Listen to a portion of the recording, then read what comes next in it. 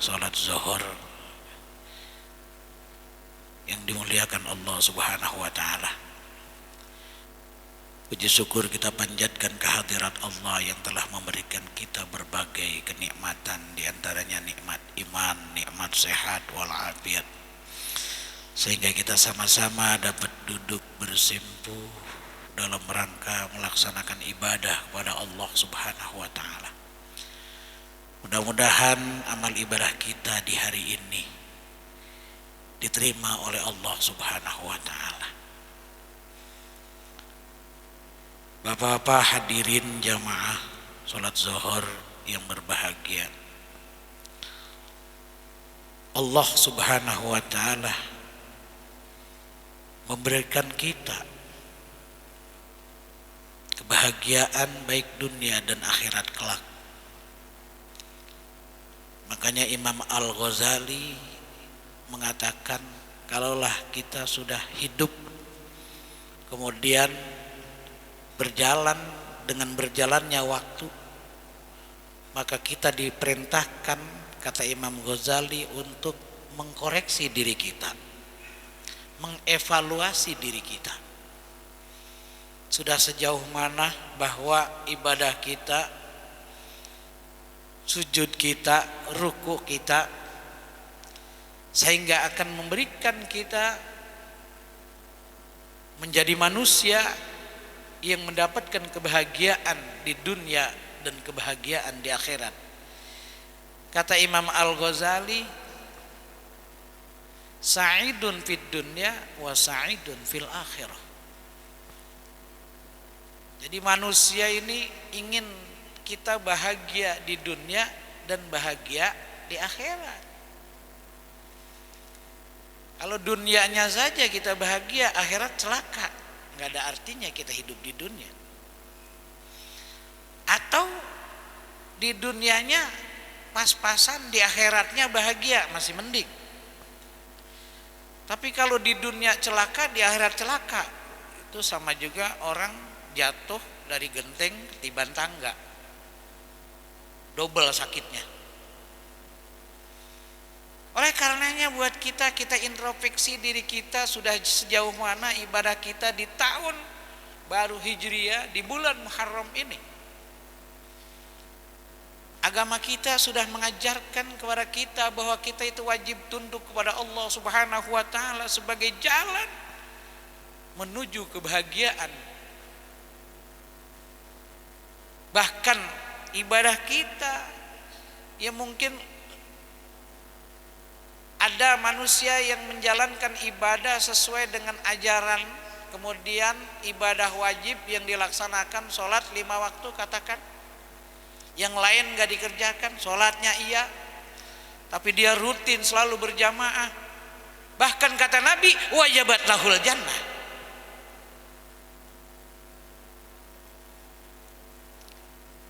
Hafizu ala sholawatil khamsi. Kita menjaga sholat yang 5 waktu, kata Nabi. Rukuknya beserta tomakninah. Wa sujudahunna, sujudnya beserta tomakninah. Wa mawaqituhunna, waktunya sesuai dengan waktu. Jangan sholat zuhur waktunya udah dikit lagi asar, berarti tidak menjaga waktu. Waktunya sudah dijaga, rukuknya sudah dijaga, sujudnya sudah dijaga, maka kata Nabi, wajabat lahul jannah au khurima 'alan nar. Wajib masuk surga al-battah. Tidak boleh tidak, artinya wajib, diharamkan kita masuk neraka. Oleh karenanya buat kita alhamdulillah, ulama-ulama kita mengajarkan dari mulai Islam masuk yang ada di Jawa Barat. Ada seorang raja yang ingin memiliki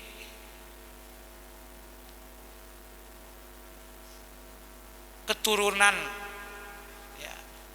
Kemudian turunan itu akan menjadi manusia yaitu Raja Cempak,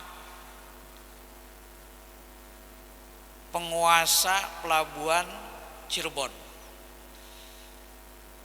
Punya cucu namanya Subang Larang.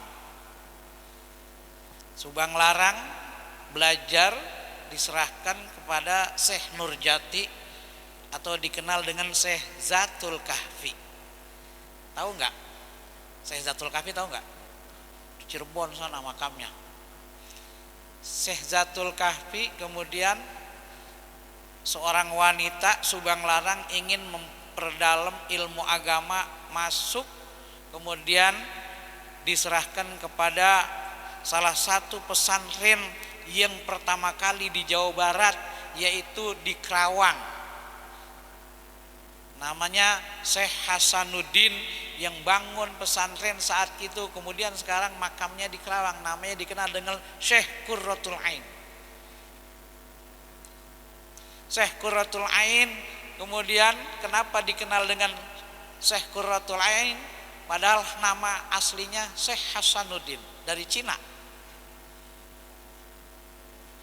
Dia belajar, dia sebagai orang yang suaranya enak, kalau baca Quran suaranya enak, makanya dikenal dengan Qurra. Qurra itu artinya bacaan Al-Qur'annya nikmat begitu.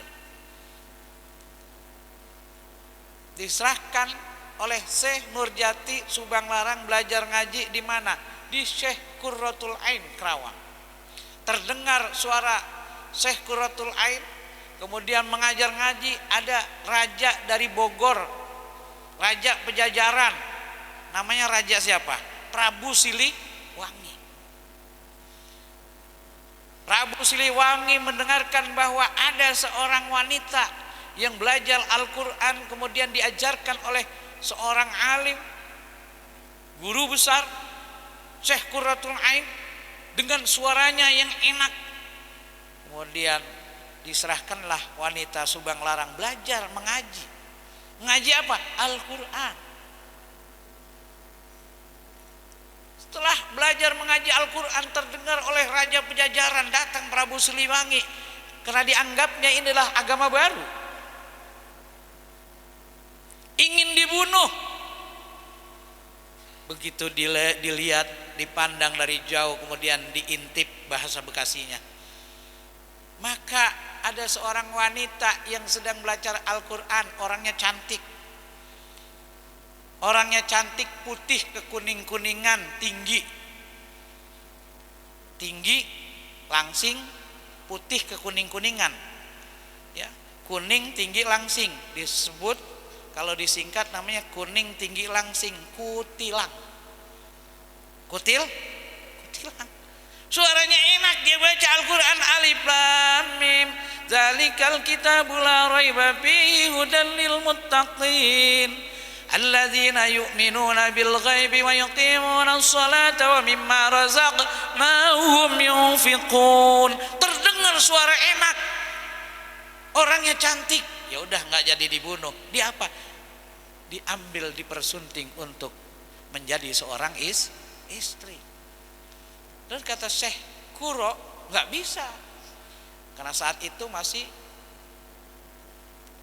Hindu Buddha, Raja Pejajaran. Kemudian harus masuk Islam dulu. Raja Pejajaran hebat ilmunya, Pak.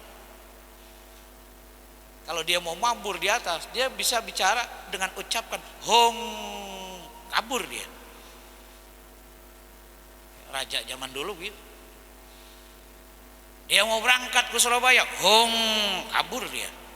Sampai. Coba kalau kita udah mendem duluan. Tapi apa yang terjadi begitu dia mau persunting, kemudian ada mas kawinnya.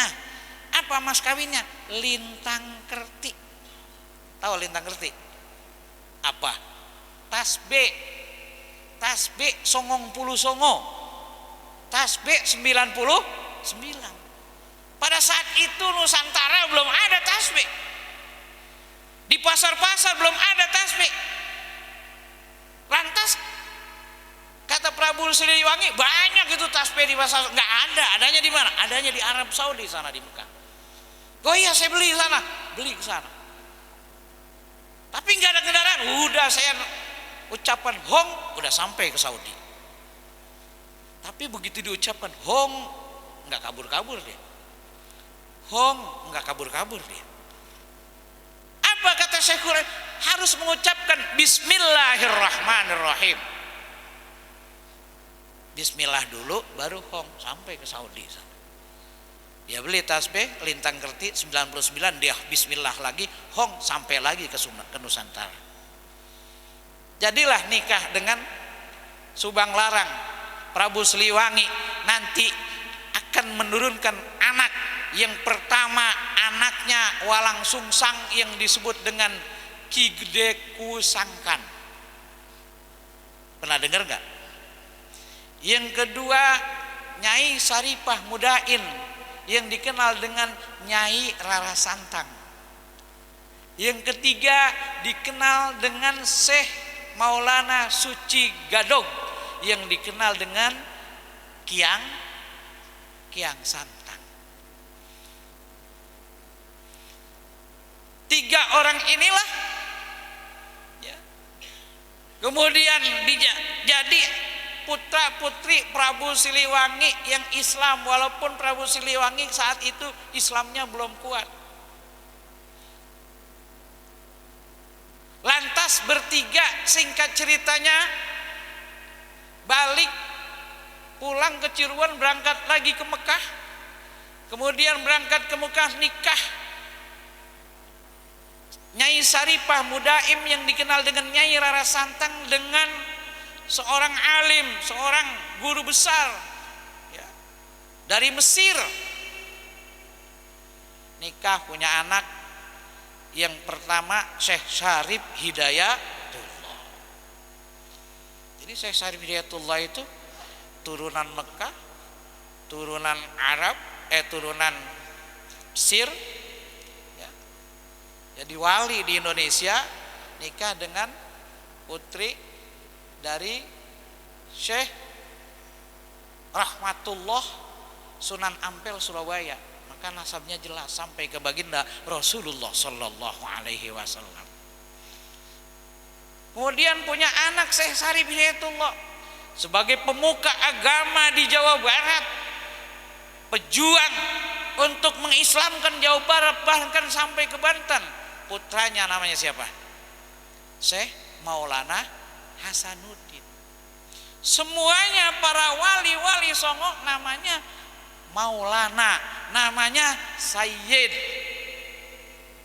Sayyid nanya. Inilah perjuangan para aulia illah yang saat ini berjalan. Bahkan ikut serta ulama-ulama besar memerdekakan bangsa Indonesia saat ini. Alhamdulillah NKRI kita berjalan dengan baik. Alhamdulillah. Ibadah tenang kita. Tenang nggak? Tenang kita ibadah. Kita ngaji Al-Quran seperti diajarkan oleh Syekh Kuro. Kita lihat sejarah zaman Rasulullah Sallallahu Alaihi Wasallam, Sayyidina Umar Ibn Khattab sebagai singa padang pasir. Ketika itu orang yang masih memeluk non muslim ketika itu, dia azan dirobek mukanya, dirobek mulutnya, dibunuh. Tapi begitu dia masuk Islam, Fatimah Ibnul Khattab membacakan ayat suci Al-Quran, yatlu alaihim ayatuh. Nah, kita kalau jadi orang Islam itu ya pantas, wajib bisa baca Al-Quran. Al-Quran jangan hanya kita diberikan hadiah setelah orang 3 hari selamatan, 3 hari selamatan, 7 hari selamatan, 40 hari kita diberikan Al-Quran. Al-Quran cuma hanya ditaruh di atas lemari. Tapi bagaimana Al-Quran kita baca? Karena itu adalah bagian dari apa yang kita miliki nanti di hari kiamat akan diperhitungkan di hadapan Allah Subhanahu wa taala. Iqra'ul Qur'ana ya'ti yaumal qiyamati syafi'an li ashabi. Orang yang baca Al-Quran itu akan mendapatkan syafaat dari baginda Nabi Muhammad sallallahu alaihi wasallam. Pejuang-pejuang ulama-ulama dulu rata-rata dia bisa baca Al-Quran. Prabu Siliwangi masuk gara-gara mendengarkan suara bacaan Al-Quran. Toha ma anzalna alaikal Qur'ana litasqa. Dia baca alif lam mim, terdengar suaranya enak. Kalau orang ngaji suaranya enak, cantik, kira-kira seneng gak Pak? Seneng gak? Iya. Ada di rumah kita lihat seorang wanita, orangnya tinggi, bersih, kuning, cakep begitu. Suaranya enak, gimana rasanya? Orangnya nggak cakep, suaranya enak, masih seneng juga. Betul nggak? Ya, Bapak tahu Nasi Dariyah tuh kalau nyanyi suaranya enak, orangnya nggak cakep orangnya, tapi suaranya enak luar biasa. Makanya ayo kita didik anak-anak kita, jangan sampai lupa dengan Al-Quran. Ya. Banyak orang masuk Islam gara-gara bacaan Al-Quran. Para ulama-ulama terdahulu ketika ya dulu kan zamannya masih Hindu Buddha, orang kalau mau selamatan itu keluar setelah panen dan sebagainya, dia bikin macam-macam makanan, dia taruh di pinggir sawah dulu. Tapi kata ulama salafus soleh, jangan begitu. Kenapa? Kita undang, kita panggil teman-teman kita ajak makan. Kita baca Al-Quran, kita baca Fatihah. Agar turun-turun engkau semuanya diberikan kesehatan dan kemudahan hidup di dunia, ingin mendapatkan kebahagiaan dunia dan mendapatkan kebahagiaan akhirat kelak. Ini yang diajarkan oleh ulama-ulama para salafus soleh. Sehingga negara kita jadi aman, nggak ada yang ribut Pak. Ngajak masuk Islam, duduk bareng-bareng.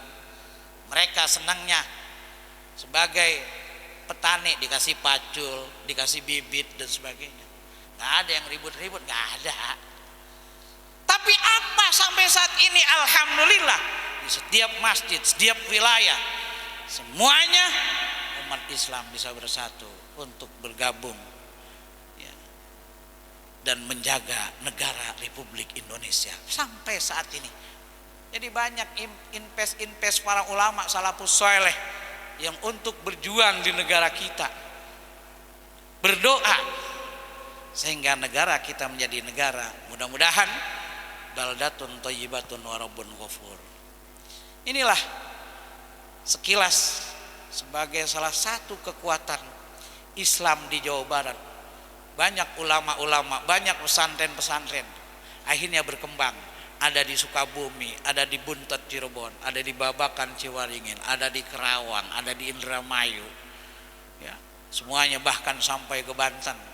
Semuanya itulah perjuangan ulama salafus soleh untuk memperkuat yang bekerja terus bekerja, yang berjuang berdakwah terus berjuang berdakwah, yang istiqomah dia bertani terus bertani. Kesuburanlah kepada kita, tinggal kita memanage, mengelolanya baik dari rumah, kemudian di masyarakat, kemudian di pemerintah. Kalau itu semuanya bisa bekerja sama dengan baik, insya Allah kita akan diberikan kebahagiaan dunia dan akhirat, dan negara kita aman sentosa, bahkan Allah berikan keberkahan.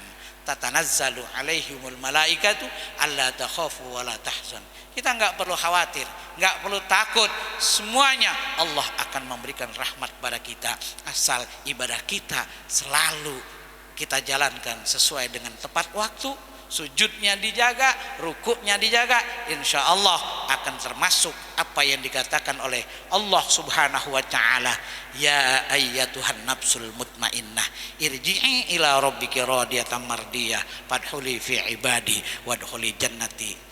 Wabillahi taufiq wal hidayah wal afwa minkum. Wassalamualaikum warahmatullahi wabarakatuh.